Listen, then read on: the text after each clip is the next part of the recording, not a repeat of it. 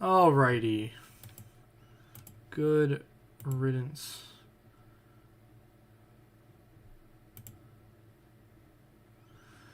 So, let me fix one thing real quick. I don't think...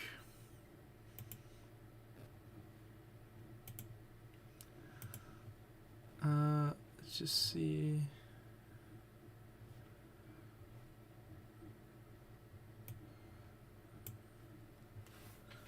There we go.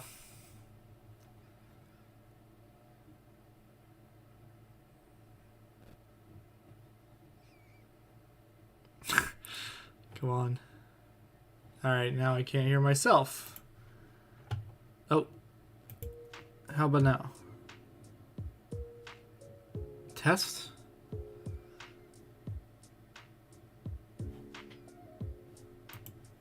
I should be able to hear myself. What the fuck?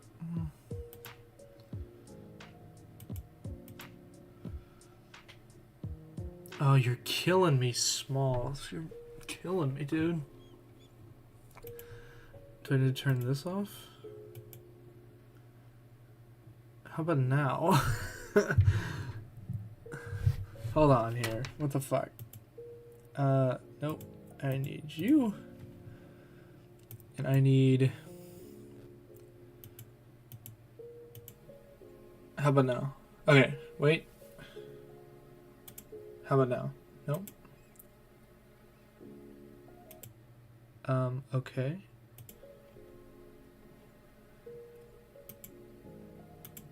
How about test? Alright, so now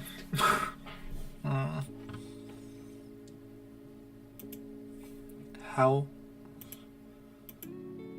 about now? Fuck yes. Okay. Jesus.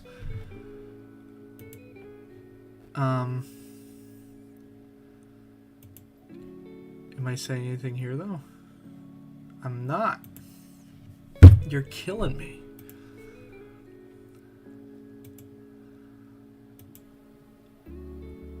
Okay.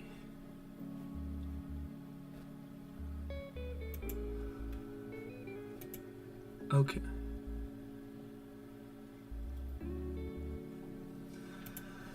Oh, this is killing me. Okay. So that's done.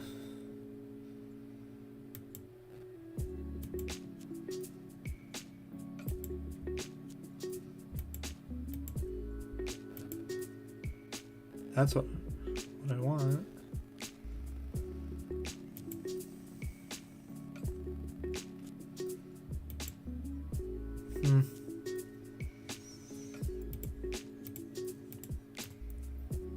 Okay.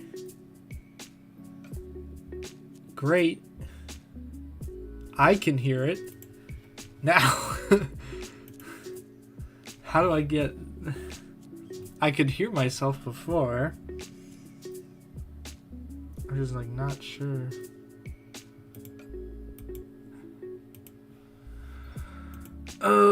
Oh, I think I see. I think I see it. Hold on here. Is this help maybe?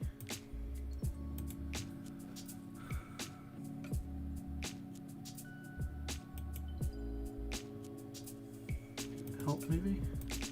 Yes.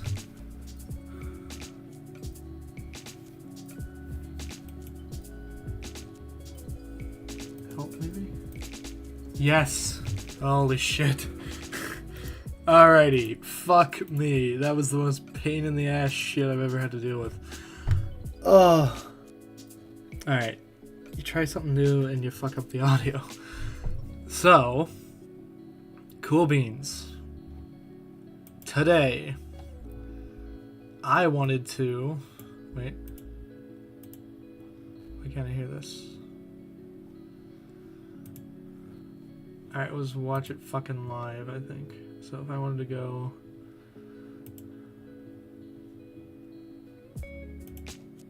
Ben, your conservative destiny.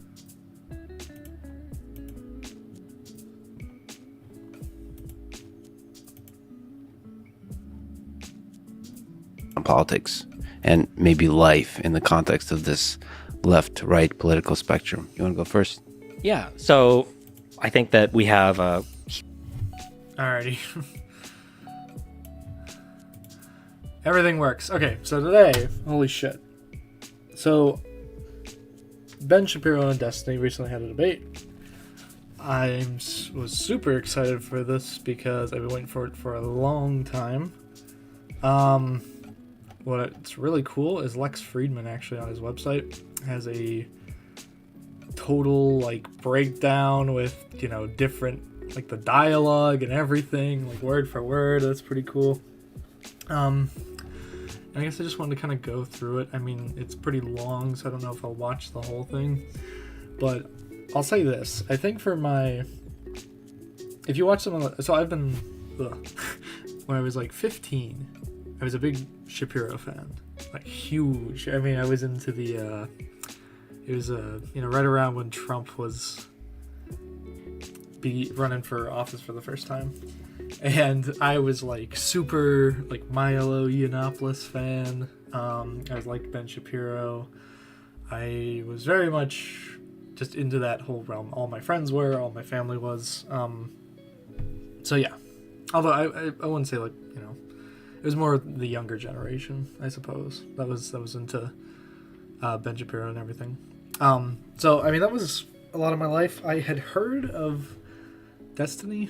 Because right around that time was when JonTron did the debate with him, because he was saying some interesting things, and Destiny was like, hey, let's talk about it, and they did, and they had a little Twitter spat, Twitter at the time, and it was, my god, I think when I was 15, I, like, couldn't keep watching, because I was so convinced that like I was so like shocked by like a left-leaning person's ability to defend themselves because what I had seen was just a bunch of people who like every time they were confronted with a good question they would just scream and freak out. And it's like, gosh, like you can't even like walk me through your worldview without freaking out. So that was pretty disappointing. But I mean, I looking back, I think I was definitely in that same sort of echo chamber where I was just convinced that most people on the left were just dishonest, insane, weren't for free speech, all that kind of stuff. On top of that, you know, a conservative circle, I was like, oh yeah, it makes sense, you know, to be super pro guns, super pro everything.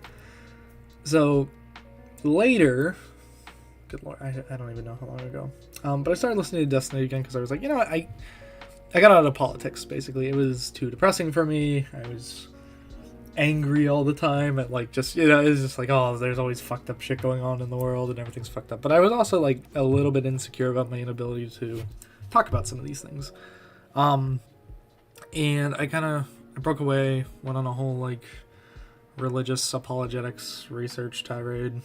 And I got very good at that. I would get in lots of discussions about it. I would even get in some debates about it. And even if I wasn't like correct on some things, I was still able to like argue them, if that makes sense. So I don't know. I got back into listening to Destiny. First thing I did was start back at the JonTron debate because I'm like, what was that about? Actually, I didn't really listen to it. I was like, these are actually some interesting representations, and they're not like insane crazy, which was, you know, my intuition back then. But yeah, I actually wanted to like listen and hear him out, and he kind of got me involved more with the left-leaning epistemology, which is huge for understanding any worldview. Like the reason both these people can articulate arguments is because they both have a core philosophy that they abide by, and it's something that you can use to almost instantly start making better arguments when you're talking about these big issues, whether it be healthcare. Like even if you don't know anything, you can argue them just by getting a consistent epistemology. You can say like, oh well, here's what I am for, here's what I'm not for, here's where I'm gonna put my foot down, here's where I'm not, and it's fun. But anyway, I remember there was a clip with Destiny saying like, oh, I want to debate Ben Shapiro, and it was I think he was going through like a CRT video that Ben Shapiro did back in the day. And I was always like, oh, dude, like, I actually think, like, Destiny would destroy him. And I felt that up until when this debate came out. Because I've learned a lot more about how you say things and the rhetoric styles behind argumentation. And I think just from, like, there's several things to consider. But I'd say from, like, someone from a left-leaning point of view, like, even though I thought, like, 90% of what Ben said was wrong or stupid, I will say, like, the way he said it and the way he articulated it didn't make him intuitively come off as somebody who was, insane. Like, he did a good job, I think, coming off to at least, like, a more centrist audience, perhaps. He came off as very well informed, especially in the Middle East. Destiny, it's not that Destiny wasn't informed. It was just that, and especially with the law as well, Like, I mean, Ben went to Harvard Law School, and Destiny was a college dropout. And I think you kind of could see a little bit of that because, it's something, if you go to school for something, your understanding of it is going to be just vastly better than somebody who reads about it on Wikipedia. And they're going to know, like, little nuances and, like, counterpoints. And it's not even that those points you were saying were correct. I think that something I'd like to do for this is just to kind of delve a little bit into each topic, and maybe just, like, clarify a little bit more. Like with the Middle East, it's something that I definitely need to get a bit more educated on. But yeah, this was fascinating to watch. I thought Destiny could have tried to come off a little bit stronger. I thought Ben Shapiro did a good job of looking very strong when he spoke. Like, he was very quick and punchy. He was giving out facts that were very nuanced and probably the average person isn't super aware of. And I think that's kind of what made him look a little bit better. And Destiny, it's not that he wasn't educated or prepared or anything. It's just that I thought he could have come off a little bit stronger. So with that said, I'm chatting a bunch here, but I think I'm just gonna hop into this, and I just want to, like, delve into a couple things real quick. Anyway, and I want to go through the transcript, I think, as well. Thing that's from part of biochemistry. I got my education in the Soviet Union, so we just did math. We didn't learn. All right, intro. Who gives a fuck? Well, actually, I know what I want. Ben, you're conservative. Destiny, you're a liberal. Can you each describe what key values underpin your philosophy on politics and maybe life in the context of this left-right political spectrum? You want to go first? Yeah. So I think that we have a huge country full of a lot of people, a lot of individual talents, capabilities. And I think that the goal of government, broadly speaking, should be to try to ensure that everybody's able to achieve as much as possible. So on a liberal level, that usually means some people might need a little bit of a boost when it comes to things like education. They might need a little bit of a boost when it comes to providing certain necessities like housing or food or clothing. But broadly speaking, I mean, I'm still a liberal, not a communist or a socialist. I don't believe in the, total command economy, total communist takeover of all of the, economy. But I think that broadly speaking, the government should kind of like kick in and help people when they need it. And that government can and should be big. Not necessarily. I noticed that when liberals talk about government, or especially taxes, it seems like they talk about it for taxes' sake or bigness sake. So people talk about taxes sometimes as like a punishment, like tax the rich. I think taxing the rich is fine insofar as it funds the programs that we want to fund. But Democrats have a really big problem demonizing success or wealth, and I don't think that's a bad thing. I don't think it's a bad thing to be wealthy, to be a billionaire or whatever, as long as we're funding what we need to fund. Ben, what do you think it means to be a conservative? What's the philosophy that underlies your political view? So first of all, I'm glad that Destiny, you're already coming out as a Republican. That's exciting. We hold a lot in common in terms of, the basic. Was that just like a joke because he he just said some things that were in line with Ben's view, or did Destiny come out as a Republican? I don't think so, but I mean, it seems like he. Yeah, it's not gonna tell me. It's not gonna tell me. All right, cool beans, whatever. Idea that people ought to have as much opportunity as possible, and also insofar as the government should do the minimum amount necessary to interfere in people's lives in order to pursue certain functions, particularly at the local level. So that was incredibly vague, but I mean, yeah, like, yeah. I mean, we have a lot in common, basic idea, and also insofar as the government should do the minimum amount necessary to interfere with people's lives in order to pursue certain functions, particularly at a local level. So, I mean, that's interesting. I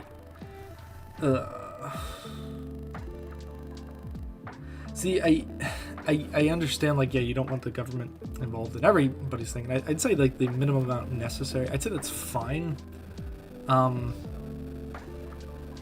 But I think, like, sure, there might be an option that's infringing upon somebody's rights at the local level, but at the same time, it's also just moving forward. It could still also be, like, beneficial for people in general. But to pursue, I don't know, it's just a weird way to say it, I guess. So, I don't know, we'll keep listening. So a lot of governmental discussions on a pragmatic level end up being discussions about where government ought to be involved, but also at what level government ought to be involved. And I have an incredibly subsidiary view of government. I think that, local governments, because you have higher levels of homogeneity and consent, are capable of doing more things. And as you abstract up the chain, it becomes more and more impractical and more divisive to do more things. So that's interesting. I do think an important extrapolation from that is that if you want to actually, like, be effective with politics, like, you can scream at the federal government all you want, which is what 90% of people do. But if you actually want to, like, make the world better, if everybody just got involved in local politics a bit more, like, there could actually be some real change. But I think a lot of people don't realize that or care or have the time that they want to spend doing that, so it's understandable. I'm actually just gonna, like, you know what, hold on here, I'm gonna put this here, I'm gonna take you, this is more for me.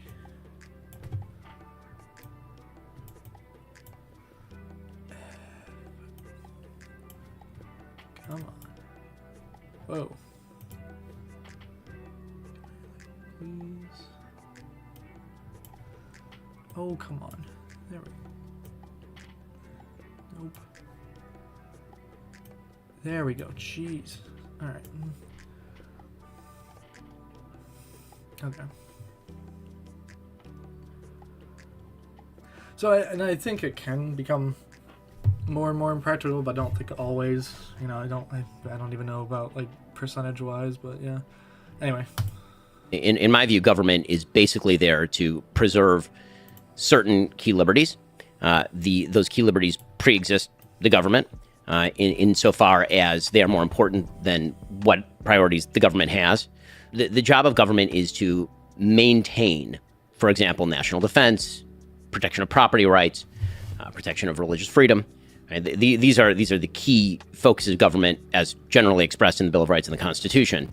And I agree with the general philosophy of the Bill of Rights and the Constitution. Now, that doesn't mean, by the way, that you can't do more on a governmental level, again, as you get closer to the ground, which, by the way, is also embedded in the Constitution. People forget the Constitution was originally applied to the federal government, not to local and state governments.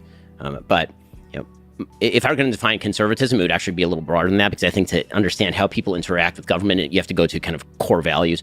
And so for me, there are a couple of premises. One, human beings have a nature. That nature is neither good nor bad. We have aspects of goodness and we have aspects of badness. Human beings are sinful. We have temptations. And what that means is that we have to be careful not to incentivize the bad, and that we should incentivize the good. Human beings do have agency and are capable of making decisions in the vast majority of circumstances. And it is better for society if we act as though they do. Second, the basic idea of human nature, there is an idea, in my view, that all human beings have equal value before the law. Yeah, I'm a religious person, so I'd say equal value before God, but I think that's also sort of a key tenet of Western civilization, being non-religious or religious, that every individual has equivalent value in sort of cosmic terms. But I also think, just from, like, a rhetoric standpoint, like, he's giving a very fleshed out but it's also like a good opportunity for him to speak to a left-wing audience, and I think he just said a bit more than Destiny did, if that makes sense. Because ultimately, like, if you think about it, Ben's goal is not to convince Destiny, it's to convince Destiny's audience. And Destiny's goal is to convince Ben's audience. So yeah. That does not necessarily mean that every person is equally equipped to do everything equally well. And so it is not the job of government to rectify every imbalance of life. The quest for cosmic justice, as Thomas Sowell suggests, is something that government is generally incapable of doing, and more often than not botches and makes things worse. So those are a few key tenets, and that tends to materialize in a variety of ways. The easiest way to sum that up. And that whole point about the government botching things is basically going to be the next discussion for the rest of this, but whatever. The traditional kind of three legs of the conservative stool, although now obviously there's a very fragmented conservative movement in the United States, would be a socially conservative view in which family is the chief institution of society, like the little platoons of society, as Edmund Burke suggested, in which free market and property rights are extraordinarily valuable and necessary. Because every individual has the ability to be creative with their property and to freely alienate that property. By the way, side note, I actually know people who have denied or who think that we don't need property rights in order for the economy to function. I mean, it's just fucking wow. Anyway. And finally, I tend toward a hawkish foreign policy that suggests that the world is not filled with wonderful people who all agree with us and think like us, and those people will pursue adversarial interests if we do not protect our own interests. Can I ask a question on that? I'm so curious. Sure. Okay. I'm excited for this conversation because I consider you to be really intelligent. But I feel like sometimes there are ways that conservatives talk about certain issues that seem to defy logic and reason, I guess. So here, and I'm sure you feel the same way about I feel the same way about progressives, but even some liberals for sure. Before I ask this question, it's going to relate to education. We can agree, broadly speaking, that statistics are real and that not everybody could do everything. So for a grounded example, yes. My life was pretty bad. I got into streaming and I turned my life around, and that was really cool, but I can't expect everybody to do what I did, right? Like everybody being able to join the NBA or to be like a streamer. Well, of course. Tough thing. So, okay, now Ben's not that stupid, but like Republicans will just deny statistics outright. Like it's fucking wild. So, but that's literally the crux of why I lean left, is because I believe in fucking statistics and that they work. And that, sure, you need to do a fuck ton of them, to get like a stronger argument for something. But you're also not going to get anywhere if you just don't do the statistics in the first place. So, like, fucking do them. Anyway. Of course, everybody has different qualities, sure. Okay. So I used to be a lot more libertarian when I was 21. And one of the things that dramatically changed kind of my view on government manipulation of things in society came when it came time to deal with my son and the school that he went to. And one of the things that I noticed was when it came time to send my son to school, I could either do private education or I could do public. Personally, I did 12 years of Catholic private education. However, the public schools in Nebraska, depending on where you lived, were very, very, very good. And I opted for a certain district. I bought a house there. I moved there. And then my son was able to go to those schools. And he's been going through those schools. And the difference of availability of like technology, like these kids are taking home iPads in like first grade. They've got like huge computer labs and everything. Do you think that there is some type of, I don't want to say injustice or unfairness, because I'm not even looking at it that way, just pragmatically, that there might be children that are in certain schools that if they just had better funding or more access to technologies or things available to them, that those kids would become more productive members of society, that with like a little bit of a help, they could actually achieve more and do better for all of society. So I think that on the list of priorities, when it comes to education, the availability of technology is actually fairly low on the list of priorities. Sure, the two things I've heard are food availability and I think air conditioning, I think are the two biggest ones that I hear, but sure. Well, I mean, the biggest thing in terms of education itself, not just the physical facilities that we're talking about, would actually be two-parent family households. Sure. The great debate. Let me back up here a second. There's a couple things. in certain schools that if they just had better funding or more access to technologies or things available to them, that those kids would become more productive members of society. That with like a little bit of a help, they could actually achieve more and do better for all of society. So I think that on the list of priorities, when it comes to education, the availability of technology is actually fairly low on the list of priorities. Sure, the Meaning two that things I've heard are food availability and I think air conditioning, I think are the two biggest ones that I hear, but sure. Well, I mean, the biggest thing in terms of education itself, not just the physical facilities that we're talking about, would actually be two-parent family households. Sure. Communities that have fathers in them is actually the number one decisive, according to Roland Fryer and many studies done on this particular topic. And the idea that money alone, that investment of resources is the top priority in schooling is belied by the fact that LAUSD, which is where I went to school when I was younger, they pour an enormous amount of money into LAUSD. We're talking about tens of thousands of dollars very often per student, and it does not result in better schooling outcomes. And so when you say, if we could give every kid an iPad, would you give every kid an iPad? The question is not, if I had a replicator machine from Star Trek, would I give everybody an enormous amount of stuff? Sure, I would. Every resource is finite, every resource is limited, and you have to prioritize what are the outcomes that you seek economics. in terms of the means with which you are seeking them. And so, again, I think that the question is I quibble with the premise of the question, which is that, again, the chief injustice when it comes to education on the list of injustices is lack of availability to technology or that it's a funding problem. I just don't think that's the case. Sure, and I can half agree with you there, but I don't think any amount of changes in the schools will create two-parent households. Right, we can't bring it. I totally agree with you. So that's why I think that the fundamental educational problem is not, in fact, a schooling problem. I think that it pre-exists that. Sure. So I think we're kind of getting to the core of the disagreement, because they already agreed on like if you're looking for somebody to do something. So I'm gonna go back a little bit more and just listen to that part again because I think that's important.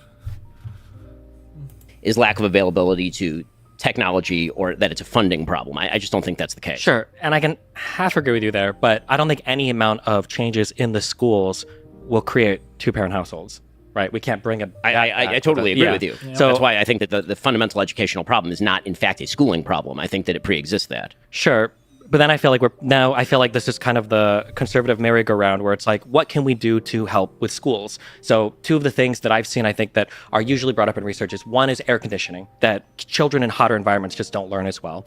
And then the second one is access to food. So like kids that are given like a breakfast or a lunch. So what I want to say right here is like, okay, like keep going with the examples. That's great.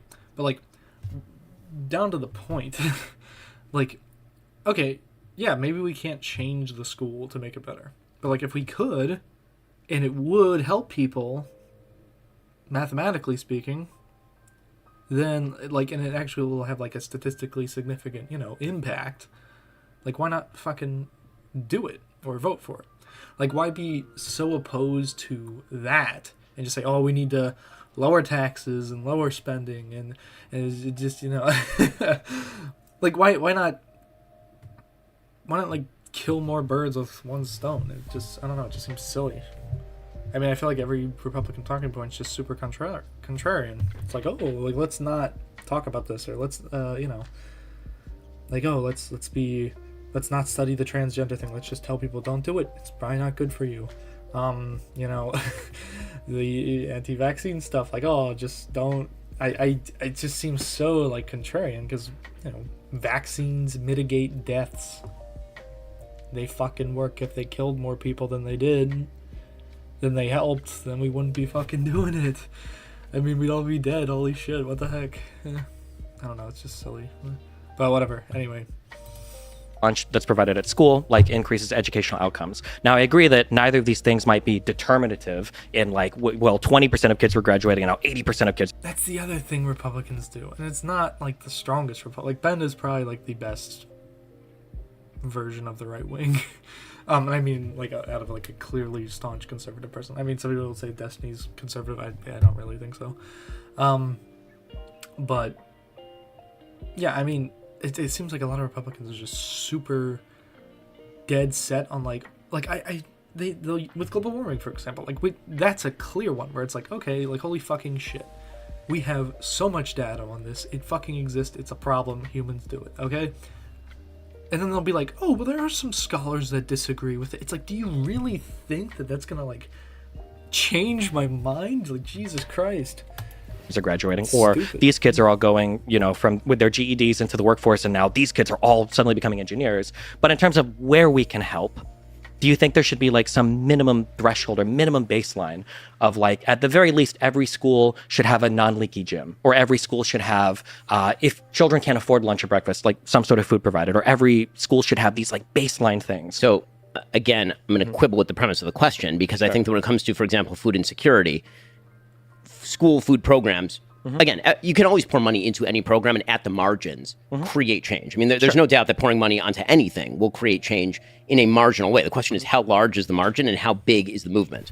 Right? So the delta... Well, it's not about how much money you put into it. It's how effective are the programs. So what needs to be done is you need to have a program that is well thought out, well established, well created, and then, I mean, there's going to be really good programs that cost less than not as good ones.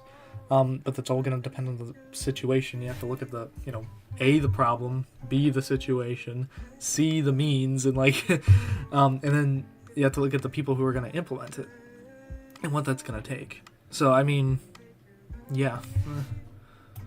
Is what I'm looking at. And so I think that you're starting at a second order question, which is, what if we ignore what I would think are the big primary questions of education, namely family structure, value of education at home, how much you have parents who are capable or willing to help with homework, what are the incentive structures we can set up for a society that actually facilitate that, how local communities take ownership of their schools is a big one, right? All of these issues we're ignoring in favor of, say, air conditioning or lunch programs. And so in a vacuum, if you say air conditioning and lunch programs, sounds great in a vacuum. In terms of prioritization of values and cost structure, are those the things that I think are going to move the needle in a major... Okay. Let's back up again. I'm sorry. I know this is a long video, but I need to hear it again. Or I need him to say it again so I can... For a society that actually facilitate that, how local communities take ownership of their schools is a big one, right? All of these issues we're ignoring in favor of, especially, okay, I don't really need him to play it out again, because it's basically just like, oh, humans have free will. That's important. That's what we need to focus on more. People taking ownership. Okay, that's great. How do we like literally? That's great. Like, I'm not even being sarcastic there. Like, how do we get people to take more ownership? And then, what can you do with the people who have a proclivity not to? And I don't even mean in an extreme way. I mean, obviously, the extreme way is the criminal justice system. Okay, that's how we deal with the people who don't take ownership. For the people that are, maybe just like late for school sometimes, or have trouble getting good grades, or like nothing like super horrible, but just, they struggle with that kind of stuff. Like, what do you do for them? And you could say like personal ownership, and that's great. And that does come from, a good household growing up. And often that's better if there's two parents involved. That's great. I'm all for it, but at the same time, like, I don't think that this means that we should do like nothing if just by simply providing some more resources that pay dividends to the economy. Anyway, like you might as well fucking do that as well. If you want to like preach, like I'm not super, I'm not really like, I'm left leaning and I hate conservatism, but I'm not like super anti-religion. I think that it can. It acts as like a catalyst for some conservative thinking, I guess, especially given like the massive groups of conservative people who are in religions. But at the same time, I don't think it's bad. Actually, I think it does like a lot of good things. I think there's actually a bunch of studies that show that it increases altruism, generally speaking. Like, that's fucking great, like do more of that. I mean, for a lot of people, it gives them a sense of purpose, a sense of self-worth, and it's just like, those are great things, and they're all like psychological benefits. And then, since like everything stems from your mind, so it's like you're gonna function better if your mind's in a good place. And if it's not in a good place, you could be rich as hell, but if you don't have a mindset like Ben Carson, or somebody who has a really good mindset, like you're just not going to be as effective. I mean, that's just kind of how it is. So anyway, say air conditioning or lunch programs. And so in a vacuum, if you say air conditioning and lunch programs, sounds great in a vacuum. In terms of prioritization of values and cost structure, are those the things that I think are going to move the needle in a major way in terms of public policy? I do not. And in fact, I think that many of them end up being disproportionate wastes of money. I mean, I've talked before pretty controversially about the fact that an enormous amount of school lunch programs are thrown. Okay. What government, I mean, it depends what you mean by waste of program, but government programs have been a waste of money. So I can think of one, Solyndra. Good old Obama. If anybody knows what that is, that was like I think it was a solar panel company that under the Obama administration like invested a shit ton of money in, and then it like went out of business. Oh Jesus. All right, I'm not gonna like super fact check these, but $1.7 billion maintaining empty buildings. Nice.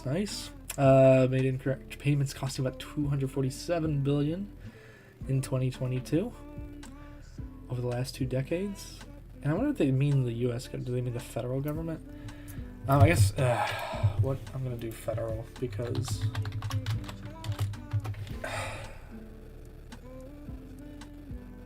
I'm sure they're definitely fucking out there. But I think there's been a lot of good ones too. Like I think the IRA is pretty decent. I mean, it's not horrible. It's not, I mean, perfect. It's not historically, it's not like the Emancipation Proclamation or anything, you know, but it's good. Like there's good shit. I mean, I think we've made progress with regard to the global warming thing, but, you know, Republicans don't believe in that. That's another thing. It's like, do you really think our environment would be better if people just got married more? Like, I mean, like, it like helps, but it doesn't fix everything. I mean, see, that's a good question. I don't fucking know. Thrown out. Like an enormous amount of that food ends up in the garbage can. Is there a better way to do that? If there is a better way to do it, then I'm perfectly willing to hear about that better way to do it. But it seems to me that I'm actually curious. Is like more food thrown out?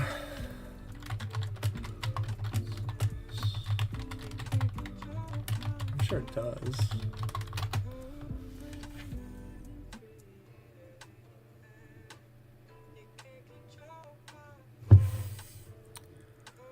£67 of waste. Holy shit. That's an average student.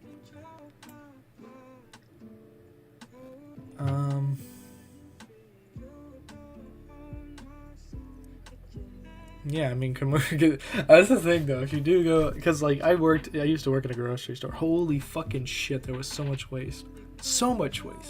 I mean, oh dude, there would be like truckloads of fucking turkeys that would show up, and like they'd just be like, oh, we can't afford to pay this, so we're just gonna say, oh, we didn't actually order that. You got to take it back. But that's the thing. I think like due to like the health standards, and maybe you could shit on the government for this, but they can't like re-accept all the like the turkeys or the chickens. I forget if it was chicken or turkey. Like basically like if the truck left the building, like it had to get delivered, and if it didn't, it was all considered like waste or something.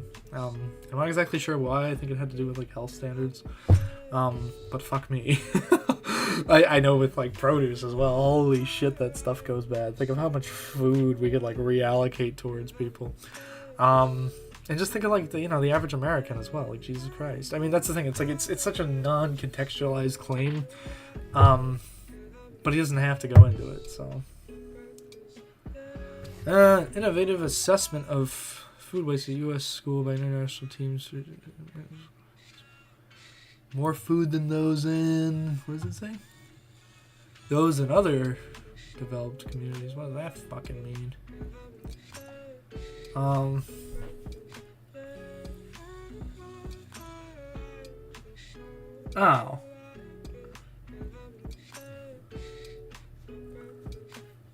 Interesting. Oh, it looks delicious.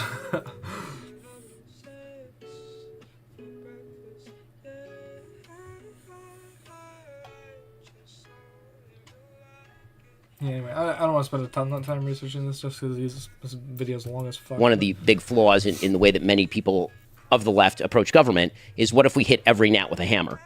And But my it's question, not a gnat. It's like, I mean, maybe you could say it's a gnat given the grand scale of everything, but it's like, fuck me, man. I mean, like, a lot of these, they're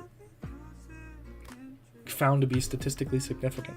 And if they're statistically significant, then you can usually justify a reason to fucking, do it, especially if it's going to pay dividends in our economy. I mean, it would also help if we would just stop deficit spending. Like, Jesus. question is, what if the gnat isn't even the problem? What if there is a much bigger substructure problem that needs to be solved in order to, if you're shifting deck chairs on the Titanic, sure, you can make the Titanic slightly more balanced because the deck chairs are slightly better oriented. But the real question is the water that's gaping into the Titanic, right? Yeah, and I agree with you 100%. But again, I feel like we're on the conservative merry-go-round then of never wanting to address That's not a conservative merry-go-round. I can give you 10 ways. Well, sure, but so like here would be the merry-go-round. I would say that like there's a minimum funding for schools that I think would help children. And then we go, well, the thing that would help them the most is two-parent households. And I go, okay, well, two-parent households actually aren't the problem. The issue is access to things like birth controls, that people don't have children early on. And it's like, but the issue isn't actually birth control. The issue is actually you need a certain amount of money to move out early and to get married and then to have a two-parent household. So it's actually like economic opportunity. No. Well, it's not. No, just two-parent households. That's yeah, it. but like, what are the precursors? Don't fuck people before you're married and have babies. Sure. Done. That's great. We can say that and try to fight against, however many hundreds of thousands of years of human evolution. But you people, see, like, okay, so here's a point where I think Destiny did well. Was he reached out to an extenuating circumstance and was like, hey, here's like a more fundamental reason why that undercuts two-parent households. Okay, or like other factors that are going to contribute to that. Because it's really hard to fucking get married when you're living paycheck to paycheck. I'm just saying. And you have like no external family as well. Yeah, like fundamentally it is economic. And honestly, you could maybe insert an argument for socialism here, but whatever. I'm not here to do that. I don't exactly know what I think about socialism, but I do like the idea of the people having more bargaining power out of everything. So. But then again, maybe the people, I don't know, it depends if you think the people are like a good source of bargaining power to have, because they obviously have to have some. Everybody has to have some, otherwise these organizations can't exist. So. people will have sex and people will make babies. And then they used to get married. The vast majority of people in this country with kids used to be married. The vast majority of people with kids in this country now are not married increasingly. But That is a lot obvious. Okay, so if you mean like Jesus Christ, like if you're going back to like the Pilgrims, like yeah, sure, they were probably like all fucking married, okay? But I mean like what were the reasons for why they got married? I mean, was it during during the Great Depression? Was it during times of like great economic prosperity? I mean, like in World War One, like our economy fucking boosted. Like, geez, like what is the context, bro? Like you're, I mean, yeah, you added another statistic, but it doesn't really like go back to the root issue, I guess. Basically, a societal change. Something changed. It wasn't human evolution. But a lot of those things, in terms of resting on whether or not people get married, have to do with financial decisions. That's actually interesting. Did a lot of people get married during the Great Depression? If you're mad at me for being too like surfacey, then it actually increased. Interesting. Well, it's married women.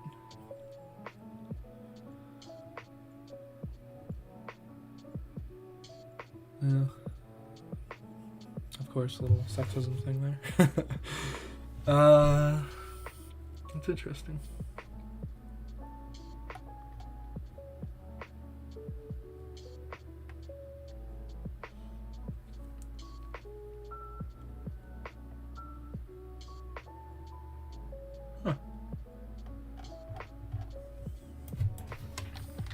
Why did people get married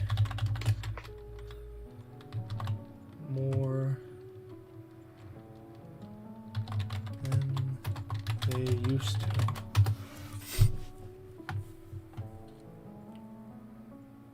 No, okay, yeah, the number, but I mean, I like it depends what you mean. Like bigger populations and shit.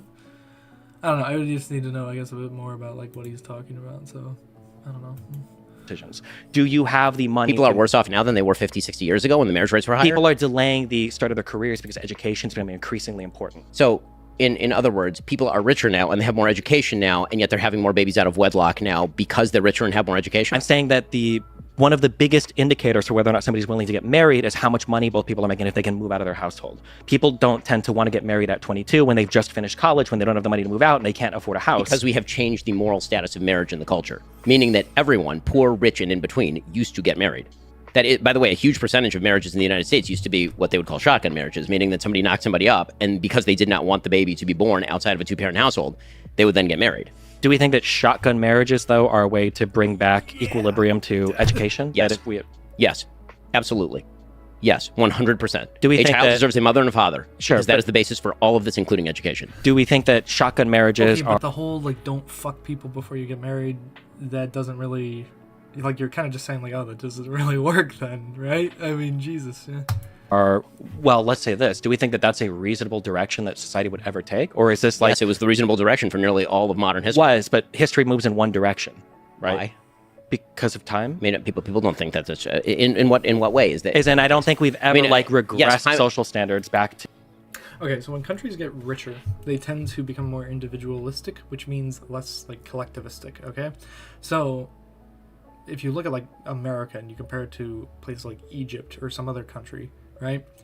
Like America is way more individualistic and they're way more collectivistic. So they're way more focused on family values. Like I think if you're fluent in Spanish and you grew up in like a Spanish culture, like words mean a lot more than they do now.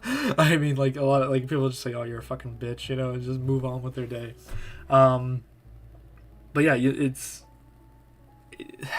I guess what I'm trying to say is like it seems as countries get richer, people tend to become more like individualistic, so they want more freedoms, and it's more about like what can each person do as opposed to, oh, I'm here for as a group, if that makes sense. So not, you know, it's general. I'm not trying to, like, if you have one potential counter example, like that's not contradicting my point. So to like, oh, well, let's go 100 years back and do things that, you know, used to exist before. That's weird. The entire left right now is arguing that we regress social standards by rejecting Roe versus Wade. So that's obviously not true. The Roe versus Wade is not a social standard. It's a Supreme Court ruling, number one. Number two, if you read the actual majority opinion on Roe v. Wade, we can see that socially we actually never made huge progress on how society viewed abortion. This has always been an incredibly divisive thing, right? Even that was, I think, part of Alito's writing on it was that things like gay marriage, for instance, we've kind of moved past and it's not really as debated anymore, but abortion was never a settled topic despite Roe v. Wade. The notion that the arc of history constantly moves in one direction is belied by nearly all of the 20th century.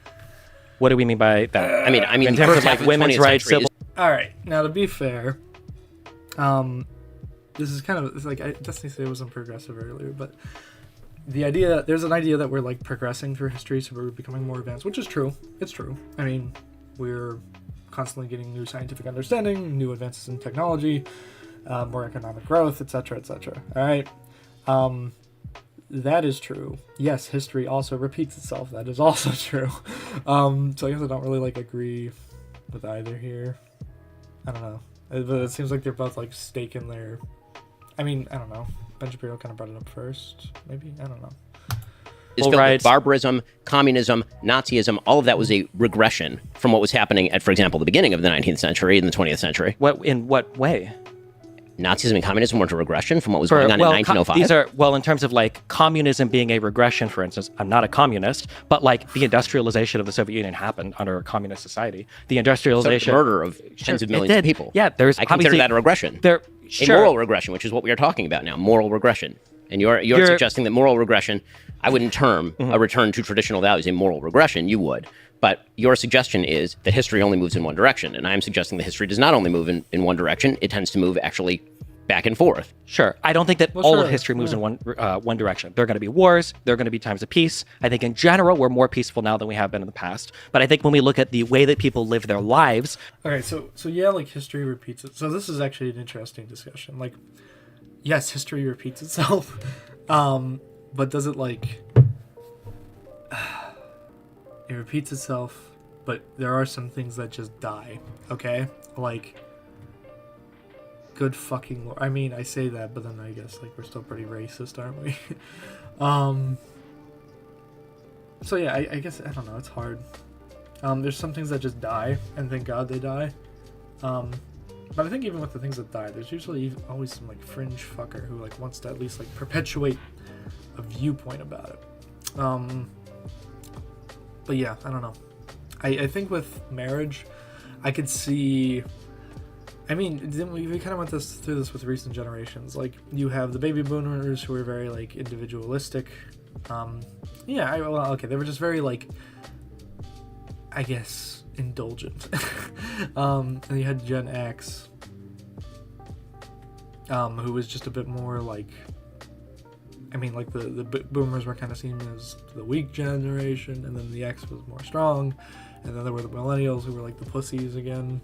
And then, you know, I mean, there's the Z who the fuck knows about them.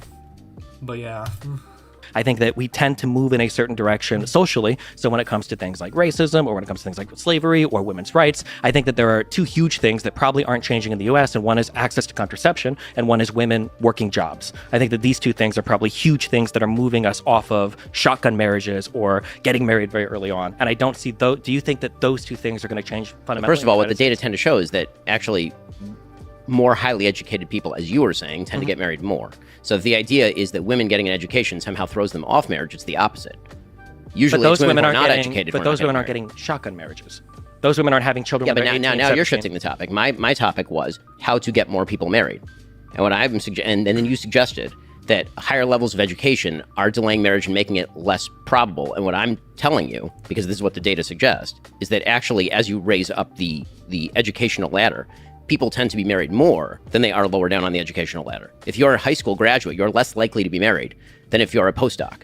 I agree with you, but that's because one of the biggest precursors to getting married is having like a level of economic stability. So as people get more educated, they obtain this economic stability, and then they're in a more comfortable position to explore more serious relationships. There's another confound there. I mean, the confound is that people in stable marriages tend to be the children of stable marriages, and there's only one way to break that cycle, which is to create a stable marriage, and that is something that is in everyone's hands. Again, this notion that it is somehow an unbreakable, unshatterable barrier to get married and have kids, I don't understand where this is coming from. Why is that such a challenge? I don't think it's unbreakable or Okay, I guess another thing here is, like, if everybody was married in, like, the past, as Ben was talking about, and you're saying, like, we didn't have these fucking problems. I mean, like, Jesus, we still had slavery, you know, we still had economic failure, we still had, like, people in poverty, I mean, you know, like, it seems like such a nebulous concept. I mean, it's so nebulous to say it's, like, the fundamental thing, and, like, that should be our, like, it's not even that he's wrong, it's just that, I mean, like, the fundamental, and, like, not worry about the other shit, like, that's fucking wrong. But yeah, like, I mean, the marriage thing, it's good to get married, like, I'm not denying that, but yes, these other things fucking matter, and I just don't get, like, I guess I should let them run. unshatterable. The initial point was for school, if we can provide a minimum level of educational stuff for children, that'd probably be good. But when we retreat back to, well, it has to be the family. Like, I like the idea of fucking having schools, because I mean, even though there's some shitty public schools out there, like, it's still, like, better to get educated than to not. You know, I mean, sure, you can grow up in a fucking family who lives by themselves, doesn't talk to anybody, but geez, like, that's not fucking good for you. I mean, you're gonna have no exposure to the rest of the world, and in the event that you run into them, which you will,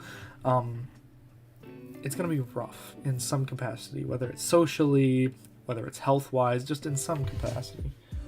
But, you know, like, those things are good. Like, just, we want to set people up so that life's just fucking easier. You know, we don't want it to be so hard. I don't get it.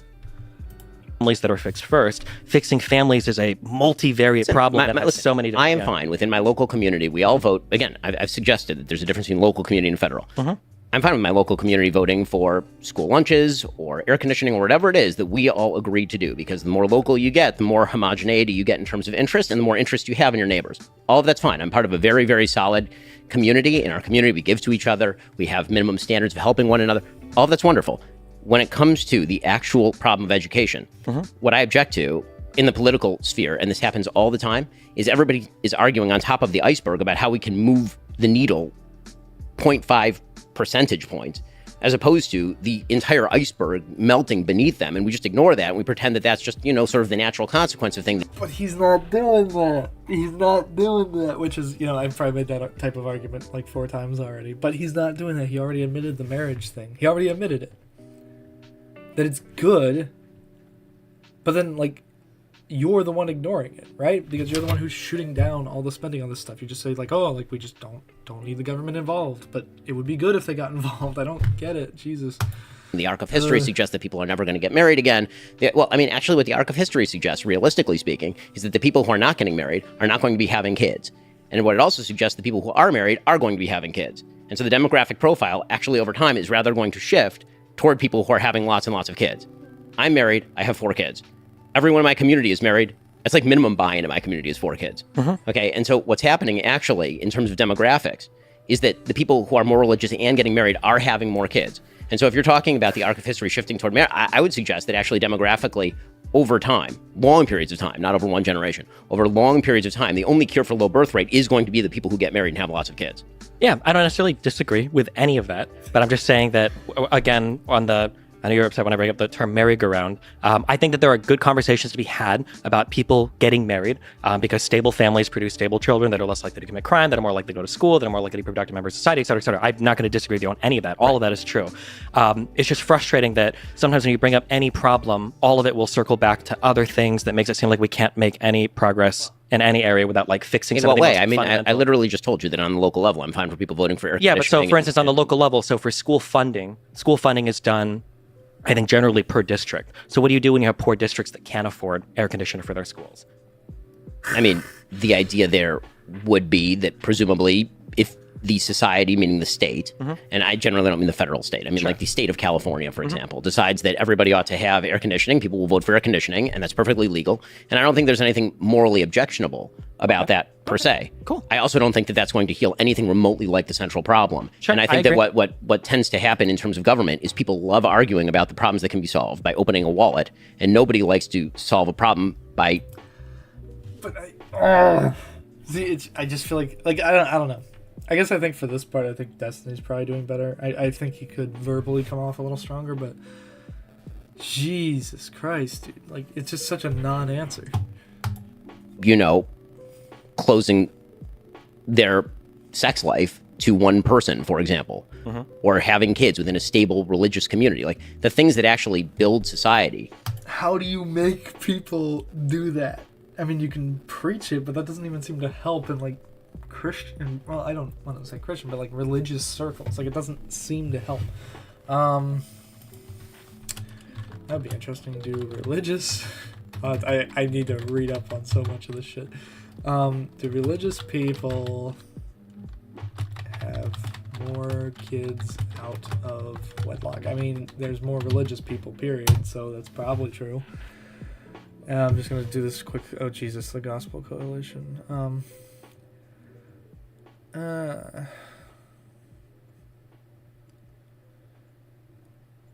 Without a great influx of new members. Yeah, that's the thing, dude. I don't know a lot of young people who are committed to...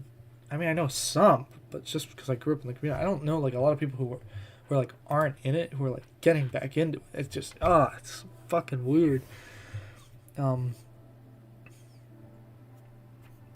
Okay. I don't care about this. I care more about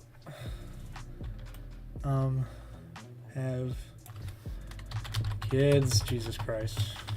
Kids out of wedlock.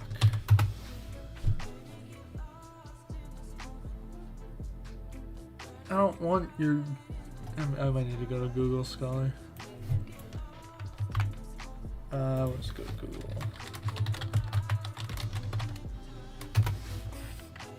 I just want to see if there's a paper. I'm not going to read the fucking paper, but have kids out of wedlock.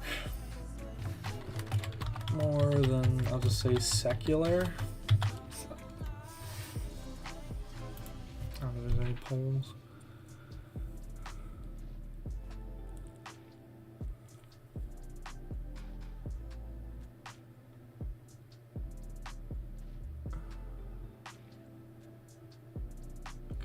See, I'm debating getting my master's degree in political science because it'd be so fucking fascinating to like look into some of this shit. I don't know if anybody's done any work on it. All right, anyway, time to fucking move on. I just want to finish this. I'm fine with segment. arguing I'll about each of these break up the policies, other and ones for whether we others. apply them or not is a matter generally of pragmatism, not morality. It's a matter of incentive structures, not per se morality. So here's the thing, like if you agree with a lot of his premises, like this is all going to sound like really good to you because he's using these really surfacey words like, you know, fucking pragmatism, and but none of it's like super specific. And then like he does a really good job of like pivoting to the marriage thing and like, but I mean, you know, Destiny's obviously using that point, but his point is it's more social, environmental stimuli. Or I shouldn't even say social, but you know, obviously environmental stimuli include social factors. So I mean, you know, that's technically more fundamental. I just think it's a better answer. I guess that's a good symmetry breaker. But if you just want to say marriage and adhere to these like really surfacey rules of thumb, then I guess that's fine. And you know, the statistics can back it, which it's not that it's fucking wrong. It's just I don't know.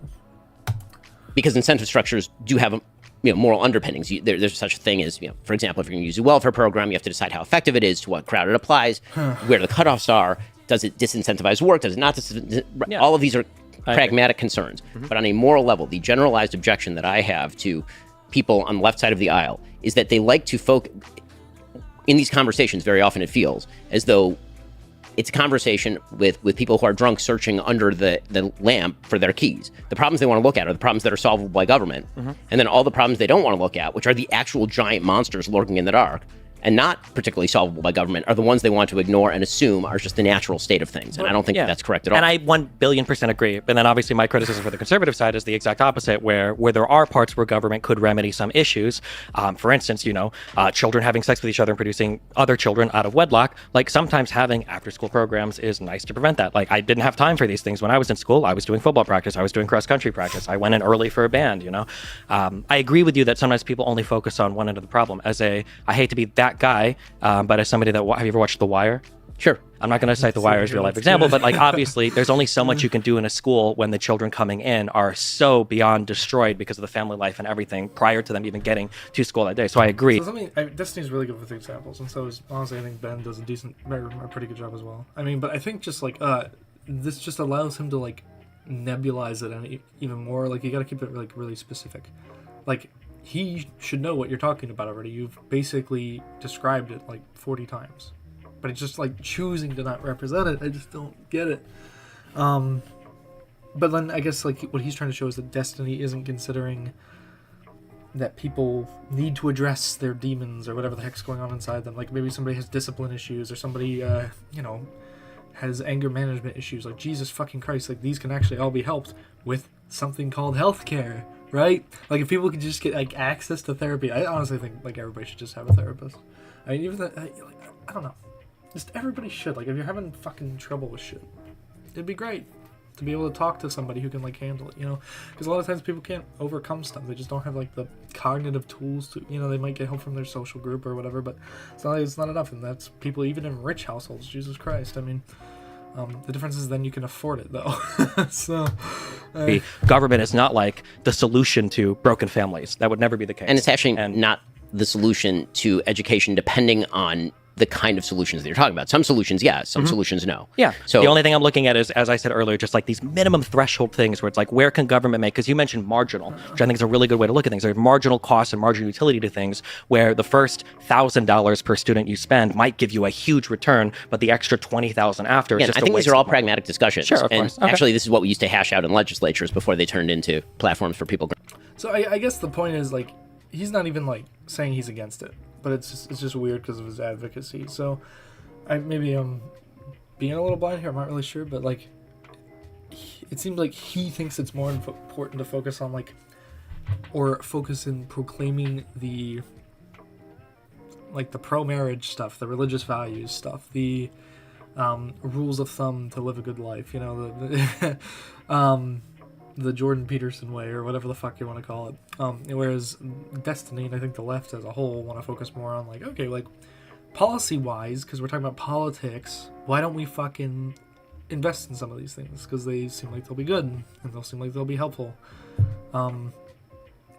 like Jesus. And you know, it's just, you talk about what you think is more important, I guess. But I'm sorry, like, why on earth would a rule of thumb thing, so we can just it's basically just a rule that you can say, oh, I don't believe that we should do anything with the government right now. I don't believe we should spend. And I get, like, you know, you don't want to be spending. I think obviously there have been plenty of programs that are just have been overspending, but there's also been a lot of good ones, man. I can name a bunch off the top of my head. Like the PNC programs seem like they're pretty good too. I mean, like, Jesus Christ. So I don't know. It seems to me like this is more of a life philosophy that you can follow. And I think that is a problem with the left. They don't really provide much of like a life philosophy, whereas the right does. And that just needs to be better, I think. So grandstanding, but yes. Sure. Okay, yeah. As we descend from the heavens of philosophical discussion of conservatism and liberalism, let's... All right. I think I'm going to call it here just because, holy shit, I got shit I got to do. But I think I'm going to finish the rest of this and just kind of go like point by point, because I listened to it generally while I was like doing other shit. I didn't really get it all. So I want to go through it a bit more in detail and definitely like give myself some food for thought. And I think, you know, some research as well, because most people just listen to it and move on. So yeah, thanks for tuning in if you did. I appreciate you. Hopefully I won't have as many fucking audio issues as last time, because Jesus, I spent so much time trying to figure that out. And yeah, tune in. I'll probably do it tomorrow morning, I imagine. So we'll see how that goes. But yeah, thanks for tuning in, and I hope you have a wonderful night or day or whatever the hell you are. So.